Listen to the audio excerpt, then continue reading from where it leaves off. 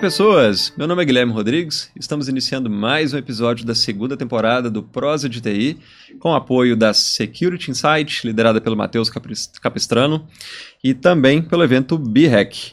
Hoje eu estou aqui com a primeira pessoa que me deu oportunidade na docência de fato.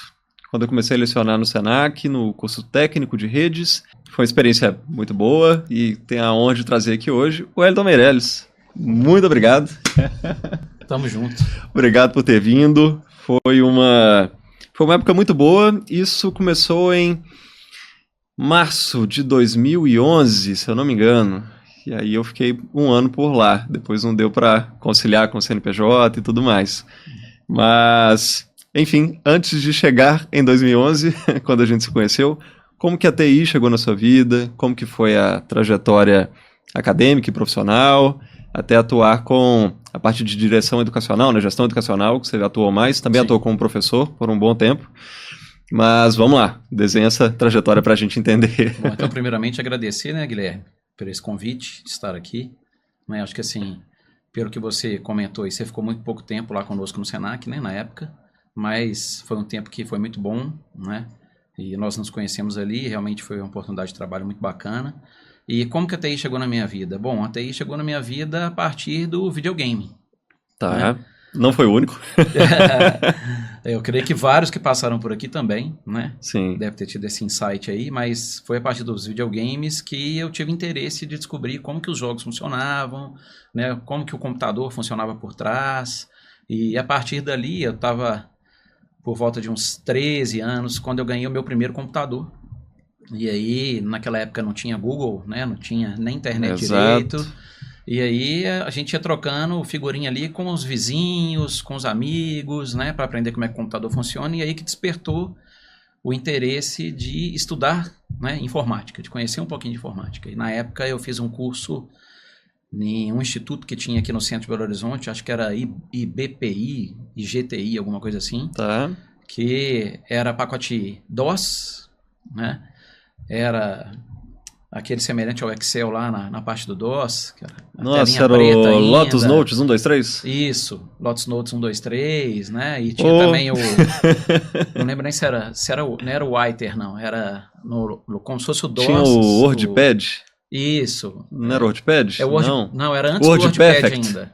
O WordPerfect, isso. Então eu fiz um curso, primeiramente um curso de curta duração desses softwares, e aí gostei. E aí falei, não, vou procurar um curso técnico, uma formação, né, na área, e aí eu fui fazer o curso técnico em informática gerencial no Cotemig, Unidade do Floresta, né, que eu fiquei de 96 a 98 no Cotemig. E dali foram várias experiências de estágios, né, cheguei a fazer estágios na área de programação com Delphi, Visual Basic, e o que eu gostava mesmo, assim, que eu tive mais afinidade, que eu tinha mais interesse, era a parte de infraestrutura. Legal. Né? A parte de realmente mão na massa, a parte de hardware, a parte de redes de computadores, que eu fui despertar mais interesse e que fui capacitando ali até fazer o curso de gerenciamento de redes na UNA. Né? Que aí eu fui entrar para a docência, como você citou aí no início, né? A nossa introdução, fui entrar para a docência como professor, né, fui entrar no Senac, né, na parte de suporte primeiramente, depois na parte de docência no curso técnico, e aí que nós fomos, né, nos conhecermos lá em 2011, quando eu estava fazendo a transição de docente para coordenador de cursos. Exato. Né? Então foi muito dessa experiência aí. Legal, foi uma... relembrando aqui os bons tempos de Senac, era muito era muito legal a abordagem, havia uma preocupação com a qualidade acadêmica e a gente tinha um time excepcional Fantástico. ali com Fantástico. alguns já vieram aqui, né? Marcos Flávio veio aqui, Marcos Flávio, Carol também teve aqui e Lucas França teve aqui também. Lucas França, né, que tem um exemplo que até de inspiração, né? O Lucas França foi aluno do curso técnico do Senac, né? Não foi meu aluno, né? Na época eu era docente, mas eu não cheguei a lecionar na turma dele. Uhum. Né? Outros colegas que passavam por aqui lecionaram, mas uma prata da casa. Né? O Lucas França foi aluno, depois virou professor, né? Ou seja, eu fui meio que professor sem ter lecionado para ele, depois ele acabou virando professor, eu fui o gestor dele. Legal. Né? E depois ele foi buscar outros Outros desafios horizontes. aí, outros horizontes, com certeza. O Ramon também, tive pouco contato. Ramon Pedrosa, né? O Alexandre Sauer, Alexandre Sauer, a gente já estava conversando para ele também vir aqui, bacana. mas tá lá na minha lista. Leonardo César. Leonardo César né? também está na minha lista. Então, uma turma muito boa ali. Bom, depois disso, assim, quais foram os principais desafios que você teve na coordenação? Porque a gente tem umas responsabilidades desde a parte de definição do plano pedagógico, né, construção de metas, e também professores, né, processos seletivos, montar equipe, montar horário. Como que foi esse desafio, assim, de atuar na coordenação? Legal. Eu acho que, assim, eu vou começar falando um pouquinho lá do início do curso de redes, né? Quando eu ainda era docente, que eu participei da montagem da matriz curricular do curso técnico de redes, depois veio o curso técnico de desenvolvimento de sistemas, aí eu já estava como gestor, e assim, um dos desafios como gestor era realmente, primeiramente, o receio de tirar o pé da sala de aula, né? Que é uma coisa que a gente gosta, né? Sim. Que a gente trabalha ali com o coração mesmo não valendo tanto a pena. Né? Tem esses em questão poréns, de remuneração, né? que eu acho que o nosso país assim peca muito na valorização do professor, do docente. Eu acho que deveria ser a pessoa mais valorizada, mas eu acho que assim, o receio de tirar o pé da sala de aula e ficar atrás de uma mesa, né, entre aspas, né, de ficar ali fazendo a gestão mesmo, Sim. por trás dos bastidores, e de não ter aquela troca que a gente tem em sala de aula, né, da gente ver ali o aluno que chega sem saber nada, sem saber nem ligar o computador, né? Que nós tivemos esse público. Sim. Né? E o aluno que sai dali, né? Que forma, que se capacita através de um estágio e às vezes acaba sendo contratado por uma primeira oportunidade. E a gente vê essa trajetória do aluno, que é a nossa gratificação, né? Que é o nosso maior presente como professor. Exato. Né? Eu tenho certeza que você também se sente assim. Quando a gente vê o aluno trilhar aquele caminho ali de sucesso. E a gente pode contribuir um pouquinho naquela trajetória, né, naqueles desafios ali junto com aquele aluno. Sim. Então, acho que assim, o maior desafio era esse. Primeiramente, o receio de sair da sala de aula e por trás dos bastidores. E o desafio também de trabalhar com pessoas, né? Porque eu estava saindo da equipe de professores, na época, né, que vários passaram por aqui, para ser o gestor dessa equipe, desse time fantástico, né, de vários colegas que passaram aqui no processo de TI.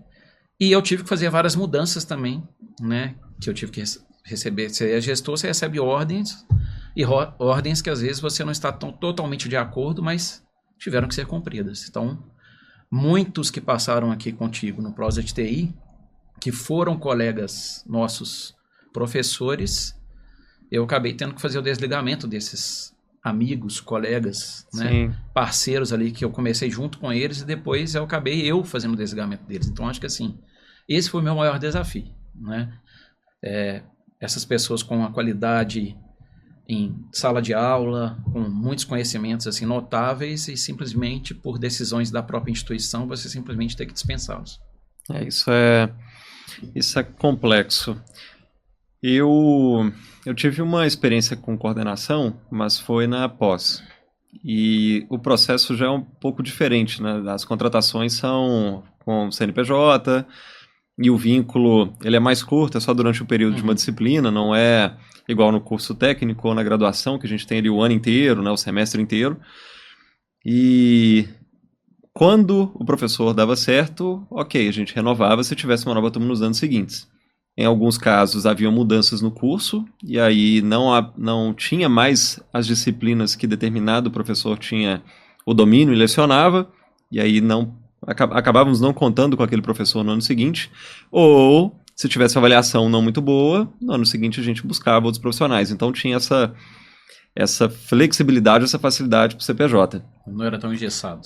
E aí esse processo mais complexo de demitir sabendo que é um bom profissional, felizmente eu não passei. Mas acredito que seja uma dor bem complexa, né? Porque alguém que a gente trilhou o caminho junto e que você sabe que tem um potencial enorme, mas por questões de metas ou outras decisões institucionais a gente acaba tendo que tomar essas decisões. Isso é complexo. Mas, bom, Passando dessa fase, vamos falar de outras coisas, né? Sim. Vamos falar de coisas boas. Teve algum aprendizado dessa trajetória, em especial na coordenação, ou também na parte quando você era mais hands-on, atuando com TI, que você acredita que seria mais interessante ter aprendido antes, que talvez ajudaria melhor nesse percurso? Boa pergunta. Bom, eu acho que a minha trajetória, assim, né? Falando um pouquinho da minha trajetória de docente mesmo, de professor, para gestão. Tá. Sempre o meu currículo foi mais hands-on, né? Foi mais mão na massa mesmo. O meu currículo era muito técnico. Nas experiências prévias à docência, né? Prévias à gestão. Ah, sim. Né? Prévias Ok. à gestão. Ou seja, né, eu atuei muito como técnico, na época que eu estava estudando ainda. Sim. Mas depois, quando eu virei docente, né, eu tinha muita bagagem prática, né? Sim. Pela própria matriz curricular do curso e de toda a atuação minha, né, na época do Senac, né? O meu currículo era muito mais voltado para a parte técnica. Tá. E aí, quando eu tive a oportunidade de me tornar um gestor, né, ou seja, ir para a coordenação de cursos, eu não tinha a capacitação como gestor, né? Então, acho que assim, eu previamente, né, se eu pudesse voltar lá atrás, eu talvez iria me capacitar-se como gestor no curso de gestão estratégica, ou administração, ou gestão empresarial, alguma coisa assim, porque talvez alguns desafios que eu passei nessa trajetória, como na minha experiência, né, eu não teria algumas dificuldades que eu tive e tive que aprender ali no dia a dia, né, no corre-corre ali, no cotidiano do dia a dia, na hora, né? Então, assim, acaba que se a gente tivesse uma prévia antes, Sim. né, de conhecimento, nem que fosse um conhecimento mais teórico, a gente, né, levaria ali de uma forma mais leve, passaria ali um desafio mais tranquilo. Então, eu vejo que, assim, até falando um pouquinho, né, dos alunos aí, né, que passaram por ali, né, que nem você falou, assim, foram muitos alunos que a gente viu que entrou, né, no curso e saiu bem. Outros, né, entraram pensando que era uma coisa e na hora que foi ver o curso não era tão o que ele pensava. Igual acontece com a gente mesmo, né? Sim. Acaba que a gente, às vezes, acaba buscando uma capacitação, buscando uma formação, e na hora que a gente entra naquela expectativa, a gente vê que é um pouquinho diferente, né? Aí a gente tem que pensar e avaliar se a gente continua ou se a gente desiste.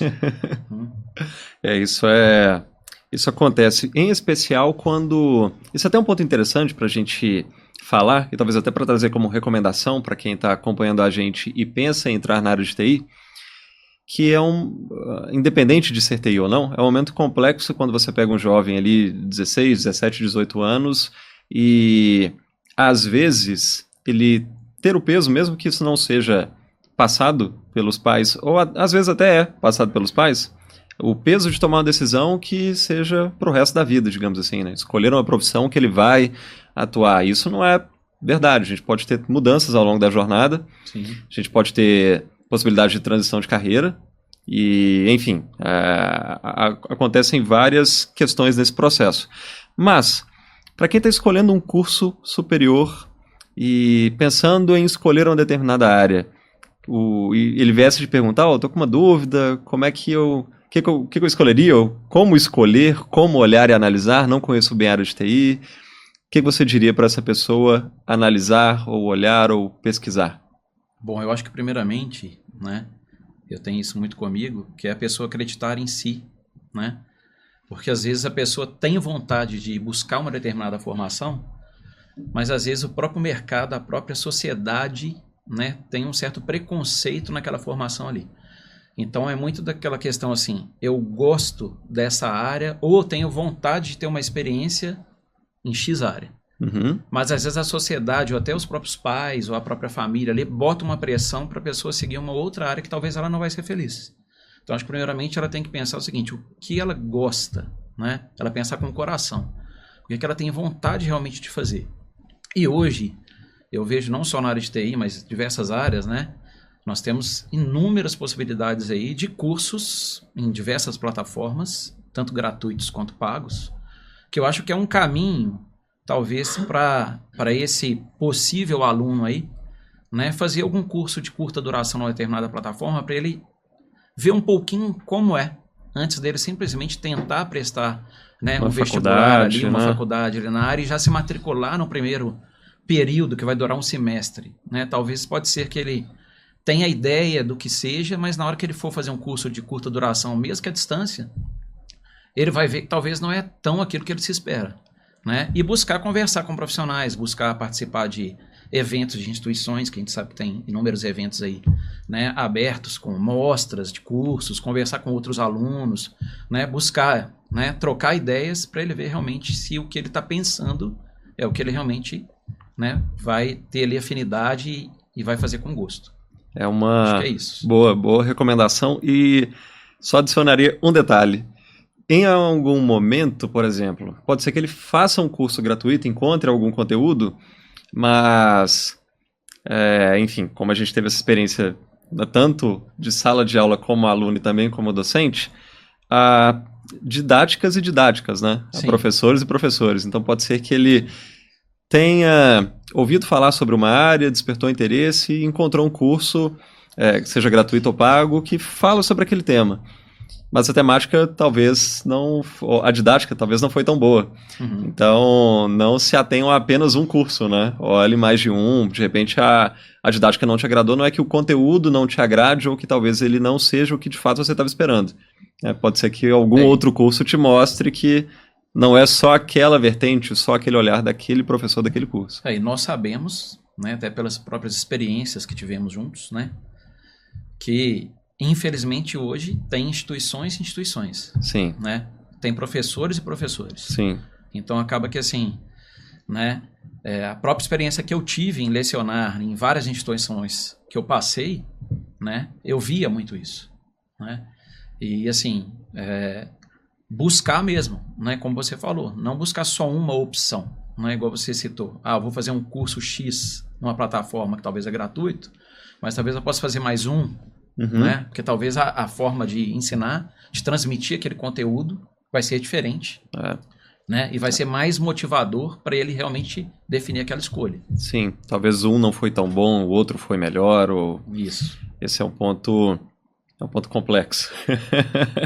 Bom, mudando um pouquinho de assunto, eu dei uma pausa na docência em 2019, voltei esse ano, de 2024, e até 2019 eu tinha... Enfim, tinha as planilhas de todos os alunos, né, que lançava nota e etc. E fui fazer uma conta ali de padeiro dos alunos que eu tive a oportunidade de ter contato. Tinha passado de 2.000. Alguns que eu convidei aqui tinha muito mais tempo de docência e inclusive alguns tinham sido meus professores. E aí, enfim, os números já são 8, 10 mil e aí vai. Você chegou a fazer essa conta? Não cheguei a fazer essa conta, mas eu acho que assim... se eu for parar para pensar mesmo assim, na minha trajetória, né? Não só de Senac, mas de outras instituições também, que eu lecionei, que eu também fui gestor, deve ser mais ou menos desse número aí, próximo desse número, eu imagino, porque eu lecionei em cursos FICs, né? De curta duração lá no Senac na época. Verdade. Né, nessa época eu estava saindo. Isso. Cursos corporativos. Sim. Né, em empresa, tanto em empresa, em loco na empresa, quanto dentro da própria instituição. Os cursos técnicos e além dos cursos superiores, né? Depois, né? Em outras instituições. Então, assim, deve chegar próximo desse número, mas eu sei que, assim, Foram quantos anos? Bacana. Nossa, foi de 2004, eu lecionei de 2004 a 2022. Nossa, né? Se então... a gente for pegar aí, assim, claro que teve alguns momentos de parada, mas de lecionar mesmo, de 2004 a 2016 eu fiquei direto. Tá. Né? Não só no Senac, mas em outras instituições também. Então, assim, é muito tempo. Facilmente. E assim, o mais tá bacana, Guilherme, é quando a gente encontra com um aluno, né? Ou uma aluna, lá do técnico, né? Lá do início, lá dos primórdios, das primeiras turmas. E acaba que você lembra da fisionomia do aluno ou da aluna, mas você não lembra o nome, mas o aluno e a aluna lembram de você. Né? E sempre, né, grato por tudo que nós passamos, né, de conhecimento, de conselhos, né, que eu acho que é muito bacana essa troca. Essa troca é que eu acho, assim, fantástico em sala de aula. Não só a gente passar o conhecimento técnico, mas a gente saber ouvir o aluno, né? Eu acho que falta muito isso hoje nas instituições. Eu acho que ainda mais com essa questão de inteligência artificial, né, da gente estar muito preso na tela, na tecnologia em si, no cotidiano, no dia a dia, eu acho que falta muito a gente pensar no essencial lá atrás, no básico. Conhecer o aluno pelo nome, sabe? Conhecer por que ele está ali, né? O que ele quer, qual que é o sonho dele, por que ele escolheu aquele curso, por que ele está ali dentro daquela sala de aula, aonde que ele quer chegar. Eu acho que isso é o essencial, sabe? Conhecer um pouquinho. Tem um escritor, um pedagogo muito famoso, que é o José Morin, né? Que ele até fez um post no LinkedIn, que eu até comentei por cima do post dele, ele falando justamente isso. Na era da inteligência artificial, né? Na era de tudo tá mastigado, tudo tá pronto, né? Que eu acho que o que vai diferenciar o profissional de hoje daqui a um tempo? É aquele profissional ali que ele sabe o caminho que ele tem que percorrer para chegar naquele resultado. Não é simplesmente ele pegar um software, um app no smartphone, ou pegar um chat GPT e digitar lá o que ele quer e já dar a resposta para ele com o resultado pronto. Eu acho que ele tem que saber como que ele vai chegar até ali, né? Eu acho que isso é que é fazer o diferente, que é ser o profissional ali diferenciado. E eu acho que a gente como professor, como docente ali dentro de uma escola, independente como estando lecionando ou estando na gestão, você conhecer um pouquinho da trajetória do aluno, do momento de vida dele, eu acho que é essencial. Isso é uma coisa, às vezes pelo tempo, ela é complexa de acontecer em sala de aula, dependendo da sala de aula e da instituição que estiver também, né? A quantidade de alunos que você tem naquele momento. Isso é complexo, mas eu acho importante, como docente, dar essa abertura para o aluno sobre, olha, se tiver alguma questão que talvez você tenha dúvida ou que acredite que, enfim, você precisa tomar uma decisão e que a experiência dos professores ou de algum professor de uma área em específico que você tenha mais interesse, esse professor possa contribuir nesse processo de você tomar decisão, de você entender melhor a sua trajetória. Deixe isso aberto em sala de aula, porque o aluno geralmente vem, acontece, eu não sei como exatamente eu faço isso, mas praticamente todo semestre vem algum aluno de uma ou mais turmas que, Guilherme, eu tô com uma situação X ou uma indecisão sobre carreira, ou recebi uma proposta tal, e é isso, vou, não sei se eu vou, e pedindo, né, alguma sugestão, ou o que eu faria. É muito... É muito engraçado como isso acontece, mas é uma possibilidade de você levar um pouco da sua experiência para o aluno, trazer talvez alguma perspectiva que ele não tenha visto ou percebido, e é muito gratificante, né? Poder contribuir dessa forma. Uma baita de uma responsabilidade, né? Sim. A gente dá um conselho assim para um aluno, mas eu lembro que nós tivemos um aluno, não no Senac. No Senac teve vários também, mas eu tive um aluno chamado Robson, na época na Faculdade Batista, quando eu estava como professor e como coordenador do curso. E a história desse aluno é muito bacana, porque ele era motorista de ônibus suplementar, sabe? E ele chegou no curso sem saber ligar o computador, sem saber o que era um endereço IP, sem saber o que era um sistema operacional. E quando ele estava no final do segundo período do curso tecnólogo, ele me parou no corredor e falou que ia desistir, sabe? E acabou que numa conversa dessa, numa escuta, né, se colocando no lugar do aluno, entendendo o momento dele de angústia, de dificuldade, conseguimos reverter a situação para ele não desistir, né, a partir de uma conversa que ele teve comigo. E motivei a equipe de professores para a gente, né, ter um olhar motivar, ter um olhar diferenciado para ele. E ele nunca tinha tido a oportunidade de trabalhar na área de TI, e aí nós conseguimos indicá-lo para um estágio. Ele foi fazer um estágio na área de TI, e assim, eu creio que ele deve ter seguido uma trajetória dentro da área de TI, sim, sabe? E talvez largado a vida de motorista de ônibus suplementar, que ele ralava muito, várias horas do dia ali, e o sonho dele era realmente atuar na área de TI. Então, nós conseguimos proporcionar um pouquinho desse momento dele ter uma experiência de estágio, e ele chegou a se formar, concluiu o curso, né? Então, acho que assim, quando a gente pode contribuir um pouquinho para que esse aluno chegue lá no final, cara, é muito gratificante. Cara, isso é uma das coisas que não tem preço. Você ir na cerimônia de formatura, em alguns casos, ter a oportunidade também de ser homenageado, né, Paraninfo, patrono, e estar ali com os alunos, entregar o diploma, é uma... faz com que a gente tenha a sensação de que todo esse esforço valeu a pena, porque como você mesmo citou no início, eu também concordo, não é pela remuneração, nunca foi. Com certeza. É a possibilidade de contribuir de alguma forma com a formação do outro e de... Eu tive alguns casos de alunos que entraram em contato depois, olha, eu consegui tal oportunidade, ou paguei minha casa, ou enfim, isso começou lá atrás, quando a gente teve contato. E assim, acaba que... É excepcional. O professor marca, né? Sim. O aluno, né? Então acaba que esse exemplo que você deu aí, né? Ou seja, ele conseguiu uma conquista de vida muito difícil, ele lembrou de você porque a sua aula fez a diferença na vida dele, né? Então acho que assim, quando a gente pode ir um pouco além de somente entrar na sala de aula, ministrar aquele conteúdo programático, né? E finalizar a aula, acho que quando a gente tem a oportunidade, né? E tempo, igual você, né? Você mencionou, de escutar um pouquinho um aluno, ou de dar um conselho para esse aluno, de uma trajetória de caminho, ou de enxergar um aluno em potencial para você indicá-lo para um estágio e depois de um tempo, né, que ele estiver naquele estágio ali, ele falar, professor, fui contratado. Poxa, não tem isso preço. É muito bacana, não tem preço. Isso não tem preço. Bom, falamos alguns pontos aqui que já serviriam meio que como quase resposta da próxima pergunta, que seria: qual conselho, qual recomendação você daria para quem está pretendendo iniciar na área? A gente já falou um pouquinho disso sobre a escolha do curso, momento de vida, mas, enfim, quem deseja atuar na área mais a fundo, qual outro conselho ou recomendação você poderia falar? Eu acho que a gente tem que citar aqui o idioma, né?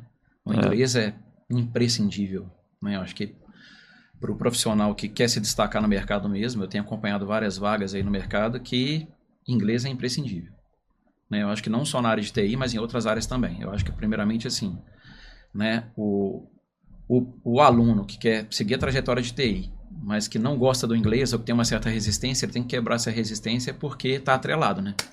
O inglês está atrelado à área de TI, independente ali do segmento da área que você vai atuar, né? E gostar. Como eu falei lá naquela última pergunta, né? Acho que é agir com o coração, gostar. Igual eu citei o meu exemplo, né? Eu fui buscar um curso técnico que era muito voltado para programação, mas na verdade o que eu gostei mesmo foi a área de infraestrutura, foi a área de redes, né? Mas hoje a gente sabe que a programação é que está mais em destaque. Então acho que o aluno, né, se dedicar um pouco aí, né, na lógica de programação, né, que eu acho que é muito importante, né? Às vezes o aluno está ali cursando fundamental, cursando o ensino médio, mas não dá tanta importância para uma matemática, que a gente sabe que a matemática ela vai estar presente para quem vai fazer ali uma lógica, ele vai ter que entender algumas simbologias ali de matemática. Conversão, né, de base, binário, hexadecimal. Se for trabalhar com segurança, com wireless também, né, com rede sem fio, também vai ter também, né, algum envolvimento na parte matemática ali também, que às vezes lá no ensino médio, no ensino fundamental ali, talvez naquele momento ele não enxergue importância alguma, mas na hora que ele vier para dentro da área, realmente ele vai ver que isso vai fazer falta, né? E assim, hoje eu acho que não dá para a gente pensar assim, qual área de TI é a mais rentável, ou o que vai dar certo, o que vai dar errado, porque hoje a gama de oportunidades aí está muito grande, né? Hoje está se falando muito de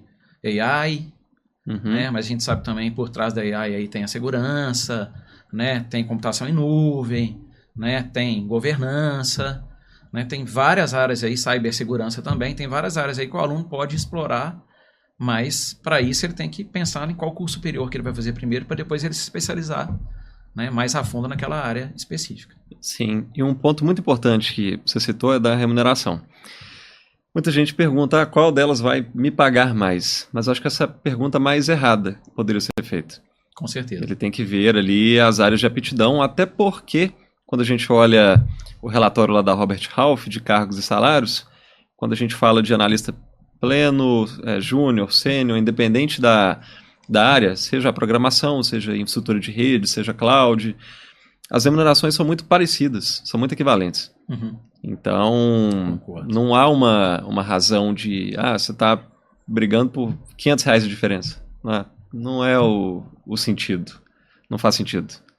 E eu creio também que vai naquele exemplo, né, voltando um pouquinho, que nós citamos aqui, do saber fazer. Sim. Né? Eu acho que assim, não é simplesmente se matricular num curso já pensando quanto que eu vou ganhar no mercado de trabalho. Né? Eu quero ganhar um salário X.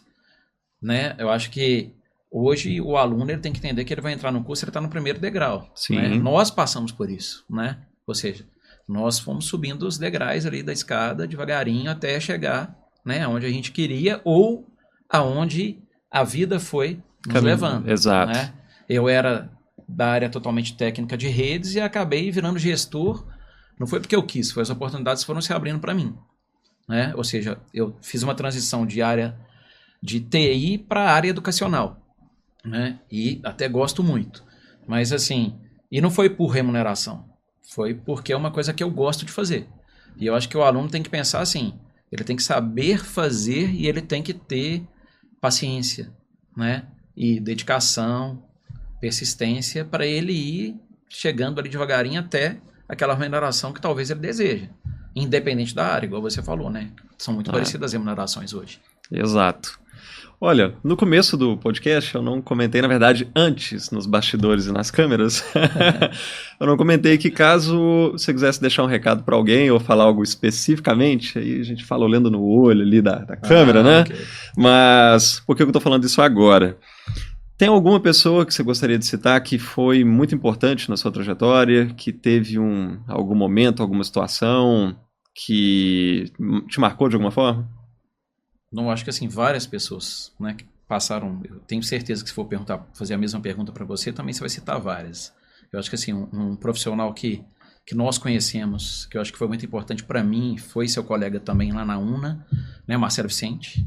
Eu acho que o Marcelo Vicente, assim, né, a gente conhece o profissional que ele é, a pessoa que ele é, né, a humildade que ele tem, e ele foi um profissional que foi a pessoa que primeiro foi meu professor, né, na UNA. Quando eu entrei nas primeiras disciplinas lá na UNA, eu fui aluno do Marcelo Vicente. E acabou que pela UNA que eu vi uma vaga de estágio no Senac. E aí eu mandei meu currículo e na hora que eu fui fazer a entrevista, eu fui cair com quem? Que era o gestor na época lá que coordenava a equipe de TI. Marcelo Vicente. E ele já me conhecia como aluno, né? Então ele já sabia a minha trajetória como aluno, que até de inspiração, né, para quem vai nos assistir aqui. Ou seja, o professor, ele observa muito o aluno. Demais. Né? Então, até para uma oportunidade que a gente não sabe, que o mundo dá muitas voltas, sim, né? Eu não iria imaginar nunca que eu estaria fazendo um curso superior de redes, que o meu professor era o Marcelo Vicente, que numa oportunidade de estágio, numa instituição que eu fiquei por 20 anos, né? Eu ia cair, né, na entrevista em todo o processo com o professor Marcelo Vicente. Né? Então, assim, ele foi uma pessoa muito importante, é uma pessoa muito importante na minha vida, nós somos muito amigos e eu agradeço muito, né, porque eu aprendi muito com ele, não só a parte técnica, mas a parte de ser uma pessoa boa, né, humildade, que ele é um cara muito humilde, né, tem um conhecimento fenomenal, fantástico. Ele é fantástico. E é uma pessoa muito bacana que, né, se a gente for falar aqui, vai ter uma lista de ex-alunos do Marcelo Vicente aqui, mais do que seus 2.000, com certeza. Acho que vai juntar os meus ex-alunos e os seus ex-alunos. E ainda multiplica, elevado a 3 e ainda vai. Então, acho que ele é uma pessoa que, assim, que foi muito importante na minha trajetória, né? Tanto de aluno para professor, para profissional, porque nós vivenciamos uma época na UNA, eu sendo aluno dele, e depois também eu sendo estagiário dele, depois nós trabalhamos juntos, né? Ele também foi meu gestor depois, né? Então, acho que ele é uma pessoa muito importante, né, que eu cito aqui. Para quem não viu ou não conhece, a gente teve uma prosa fenomenal aqui na temporada passada, Marcelo Vicente esteve aqui com a gente. E, Marcelo, grande abraço, obrigado por tudo. Ele também foi meu professor lá no curso de redes, no 3º período. E os cálculos de CIDR, VLSM, que hoje eu não uso lápis e faço de cabeça quando precisa, foi por causa da aula dele. As camadas lá do modelo TCP/IP. Gente, modelo OSI, TCP/IP, fundamentos computacionais. Das animaçõezinhas que ele colocava lá, que ele ficava horas e horas fazendo um slidezinho para explicar de uma maneira mais assim, né? Mais simples, né, para nós alunos, como é que funcionava as camadas ali do modelo OSI, do modelo TCP/IP. Então, assim, é uma pessoa muito importante.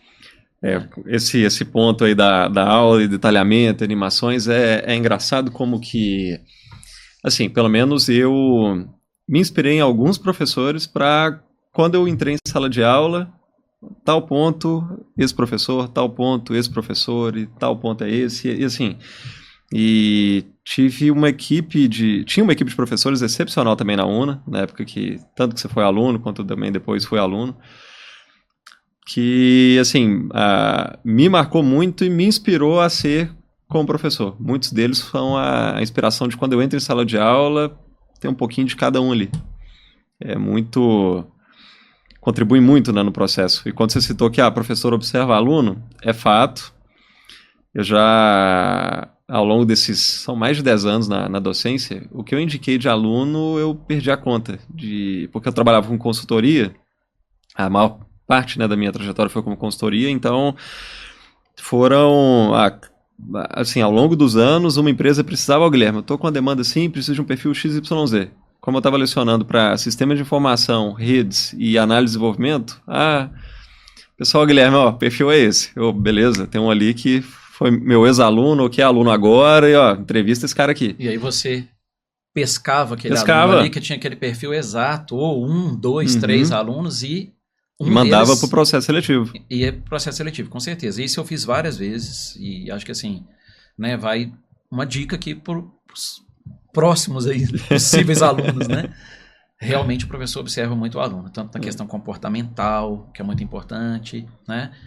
Na questão técnica, né? Porque vai muito da gente ver qual aluno tem mais interesse ali, realmente em aprender, né? Quem tem mais facilidade, né? E a questão comportamental, que eu acho que hoje é muito importante, né? Para o aluno saber se comportar dentro de uma empresa, né? Porque não vai estar na sala de aula. Exato. Né? Ele vai ter que pensar que ele vai estar como profissional do outro lado, ele vai estar dentro de uma empresa, dentro de uma instituição, que existem regras, né? E as atitudes dele, né, vai contar muito para, se talvez ele está fazendo um estágio, ele pode ser, né, o supra-sumo ali no conhecimento técnico, mas se ele não tiver um comportamento adequado para ficar dentro daquela empresa, se ele não tiver de acordo com a cultura, né, organizacional daquela empresa, não vai ficar.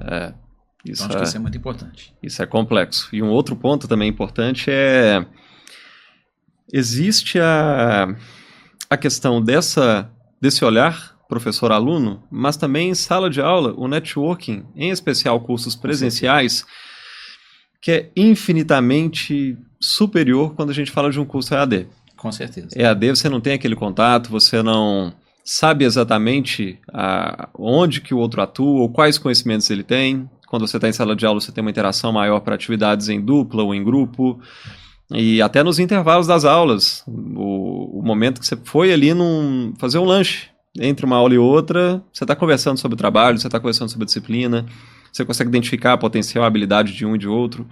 E quando eu estive lá no meu período de consultoria, acredito que praticamente metade da clientela que eu tive já depois de alguns anos que eu estava com a consultoria aberta, foram pessoas que formaram comigo, que eram da minha sala.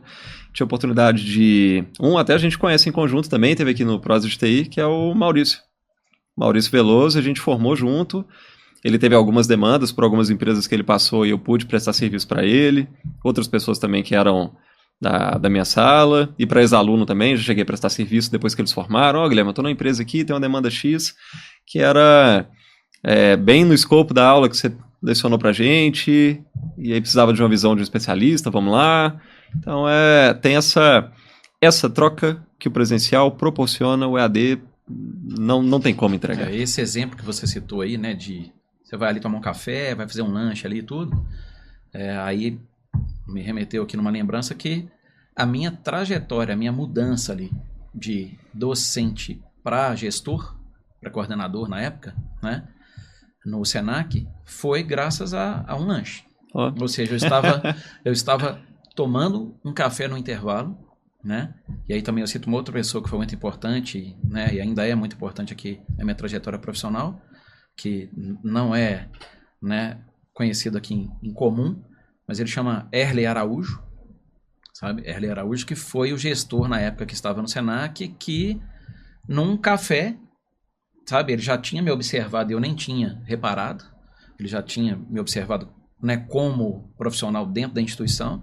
E ele fez o convite para me participar do processo seletivo para coordenação de curso. Que legal. Né? E aí eu achava que eu não tinha capacidade, justamente por aquela, né, conversa anterior do meu currículo ser muito técnico. Né? E aí ele deu o olhar dele referente à minha pessoa como profissional, totalmente diferente do que eu pensava. E aí ele me fez o convite de eu participar. E eu entrei no processo seletivo com outras pessoas que concorreram e acabou que eu fui escolhido para assumir a coordenação de curso naquela época que você estava saindo, né? Você falou 2011 a 2012. 2012, em outubro de 2012, precisamente 15 de outubro de 2012, eu assumi a coordenação de curso Senac. Que legal. Né? Então foi graças a esse momento, de um café. Ou seja, é o network que você falou. Gente, essa eu não sabia. E a minha experiência também na coordenação foi por causa do Marcos Flávio. Abriram a pós em segurança da informação. Até o convidado foi o Marcos Flávio. Ele ficou um tempo na coordenação, alguns meses. Mas ele me chamou, Guilherme. Eu gosto mais de sala de aula, a demanda que a gente tem na coordenação. Eu acho que você tem mais perfil. Não é muito a minha praia, não. E aí perguntou se eu teria interesse, ele me indicou e eu fui pro processo. Marcos Flávio é uma figura também. Né? Se a gente for citar aqui, várias pessoas, né? Leonardo César, Marcos Flávio, Maurício já citou aí também, né? E, nossa, muita gente bacana. Muita gente boa ali. Muita gente boa. Olha, essa prosa poderia levar horas e horas e horas, mas... Com certeza. Muito obrigado pela Eu que agradeço. Presença aqui. Valeu pela prosa, pelo papo. Foi muito bom. Tamo junto. E a última pergunta, se você pudesse voltar lá no início da sua trajetória, vendo ali os videogames e tendo o primeiro contato com o computador, qual mensagem você levaria para o Wellington lá no início? Nossa. Essa pergunta é difícil, mas eu acho que assim, eu acho que eu estou vivenciando isso hoje, né? Eu acho que a gente nunca parar de estudar, sabe? A gente sempre estar em busca de conhecimento, sempre se capacitando, porque conhecimento nunca é demais. Uhum. Então acho que assim, igual eu citei aqui, né? Hoje tem inúmeras plataformas gratuitas, pagas, né? Não só EAD como você citou, acho que essa troca olho no olho, né, ali físico mesmo ali, é muito diferente do que um curso EAD, né? Eu acho que o curso EAD é um facilitador. A tecnologia hoje facilitou muita coisa, Sim. Né? Ainda mais depois da pandemia e tudo, muita coisa mudou, né? Não sei se é para melhor, né? Não cabe julgar, mas eu acho que assim, a tecnologia hoje eu enxergo como facilitador. Os cursos EAD é um facilitador. Da pessoa talvez ali que não quer se deslocar por inúmeros motivos ali e tem a condição de ter uma capacitação. Mas não é a mesma coisa de estar no presencial, isso com certeza é muito diferente. Mas eu acho que assim, sempre se capacitar. Eu acho que, né, teve momentos da minha vida que eu talvez poderia ter dado continuidade aos meus estudos e aí você fica naquela zona de conforto, sabe, assim, né, tô com uma certa estabilidade, tô numa zona de conforto, não vou estudar. Aí você fica mais estagnado, digamos assim. E hoje eu já estou, né, revendo isso, eu já estou buscando novos conhecimentos, buscando novas capacitações e eu acho que eu vou sempre estar tentando, assim que possível, né, desde que possível, dando continuidade à busca de conhecimentos. Eu acho que isso é muito importante. Né? Não só na área de TI. Sim. Então eu falo que assim, às vezes o aluno entra no curso de redes ou entra no curso de análise e desenvolvimento de sistemas ou sistema de informação e ele esquece de vários outros conhecimentos básicos que ele tem que buscar lá atrás. Seja um Excel, que hoje é imprescindível, seja um Power BI, que ele tem que conhecer um pouquinho também, mesmo que ele não vai atuar na área de dados, mas ele tem que conhecer, né, se ele for dar um suporte, se o aluno for trabalhar com suporte técnico hoje, seja nível 1 ou nível 2, ele tem que saber um pouco do pacote Office, ele tem que saber de BI, ele tem que saber de várias ferramentas que talvez ele não enxerga como importantes quando ele vai fazer um curso específico, mas são imprescindíveis. Né? E não ele só, vai deparar no dia a dia. E não só o ferramental de TI, mas outros conhecimentos de métodos, né? Que ele pode buscar de outras ferramentas, não só voltadas para TI, mas até para a área de gestão, para a área ali de diversidade e inclusão, que hoje está contando muito também, né? Porque a gente tem que, mesmo que a gente não atue diretamente na diversidade e inclusão, a gente tem que entender um pouquinho. Porque as empresas hoje estão, né, abrindo, várias estão já atuando, mas muitas ainda vão abrir, né, esse olhar para diversidade e inclusão. Então também, pelo menos conhecer o conceito, né, para você saber lidar com as pessoas, Sim. respeitar as pessoas, tratar por igual, né, porque é muito fácil você falar que você faz a inclusão, mas será que fazer a inclusão falando é uma coisa? Exato. Na prática, É a prática como funciona. né? E não Acho que é só... São várias soft skills aí envolvidas que às vezes são negligenciadas, em especial quando a gente fala de qualquer formação que seja um nível mais técnico, isso acaba sendo negligenciado ao longo da formação. Seja na grade, porque faz parte, né? Na grade a gente vai ter mais o escopo daquele conteúdo, daquela área de formação, mas para o mercado é vital. Existem empresas que contratam, né, pelo conhecimento, mas a demissão acontece pela falta de soft skills, em alguns casos. Com certeza. Então é muito, muito importante ter essas capacidades todas. É isso. Obrigado demais. Eu que agradeço. Obrigado, eu. Então é isso, pessoal. Encerramos mais um Prosa de TI. Um grande abraço e até a próxima.